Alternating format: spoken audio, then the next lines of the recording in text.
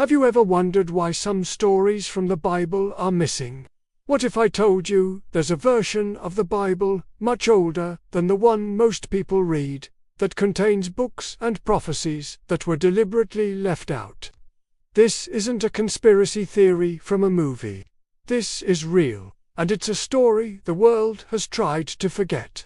Deep within the highlands of Africa, nestled in the ancient land of Ethiopia, lies a version of the Holy Scriptures so old and so complete, it challenges everything we thought we knew. This is the story of the Ethiopian Bible, a sacred text with 88 books, far more than the 66 in the King James Version. But the real question isn't what's in it. The real question is, why was it banned from the rest of the world? Ethiopia is a land unlike any other. It's a place steeped in ancient mysteries, home to one of the world's oldest civilizations and the only African nation to have never been colonized. This unique history allowed Ethiopia to preserve a culture and a faith untouched by outside influence. Their lineage, they believe, traces back to the Queen of Sheba and King Solomon, a union that brought the Ark of the Covenant itself to their land. But that's a story for another day.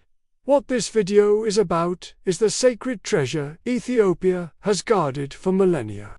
The Ethiopic Bible, also known as the Ge'ez Bible, isn't just a different version.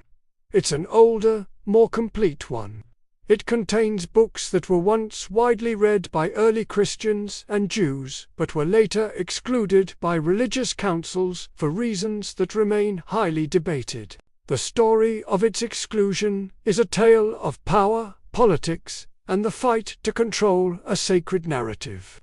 To understand why the Ethiopian Bible was cast aside, we have to travel back to the 4th century. This was a pivotal time for Christianity. The Roman Emperor Constantine had converted, and what was once a persecuted faith was now becoming the official religion of the most powerful empire in the world. With this newfound power came the need for uniformity. The Roman Church wanted a single, standardized version of the Bible for all Christians to follow.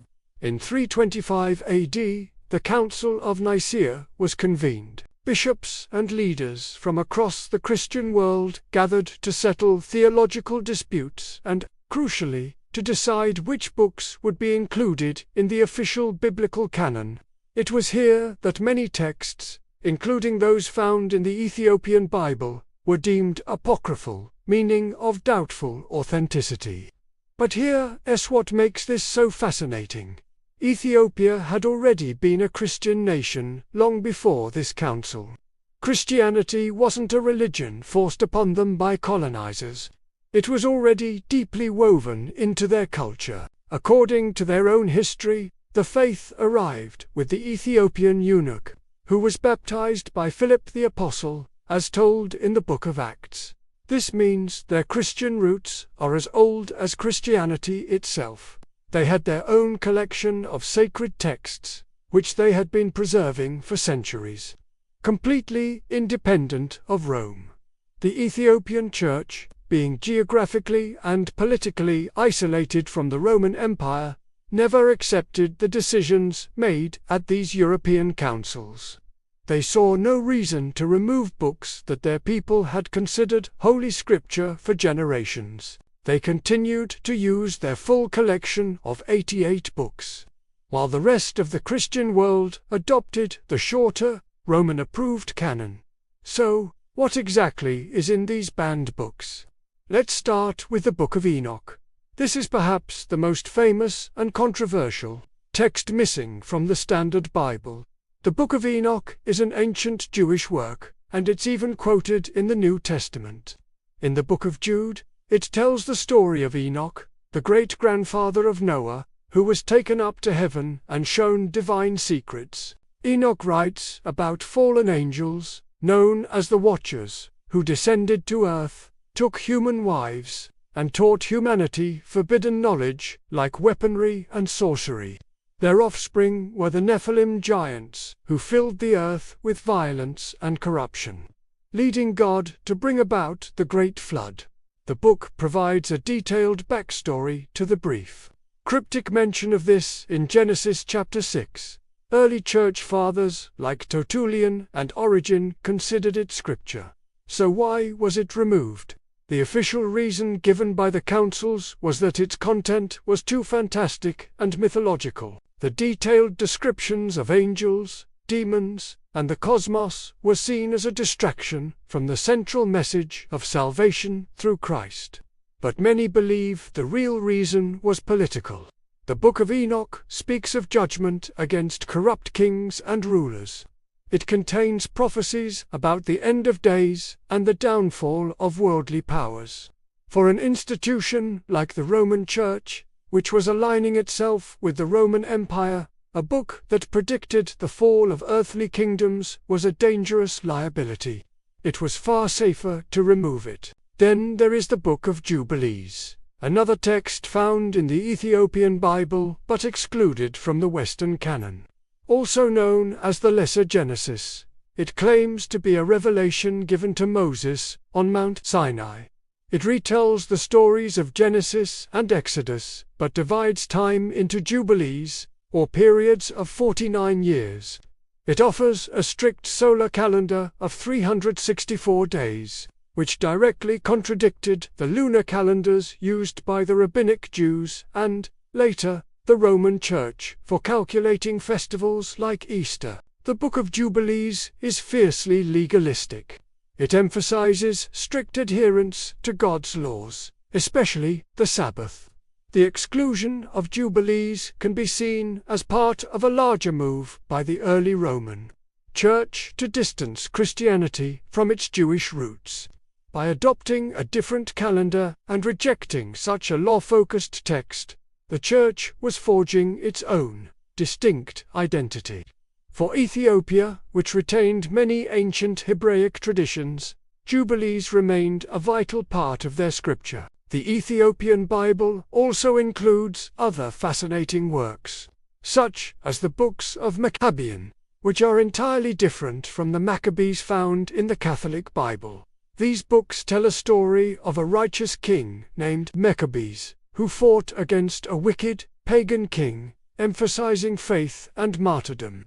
It's a story of an Ethiopian holy war, a testament to the nation's unwavering faith in the face of persecution. The very existence of these texts, in their original, preserved form, is a miracle, while the rest of the world debated, translated, and edited their scriptures.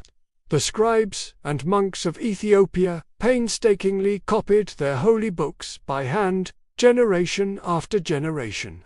In remote monasteries, perched atop inaccessible mountains, they guarded these sacred scrolls.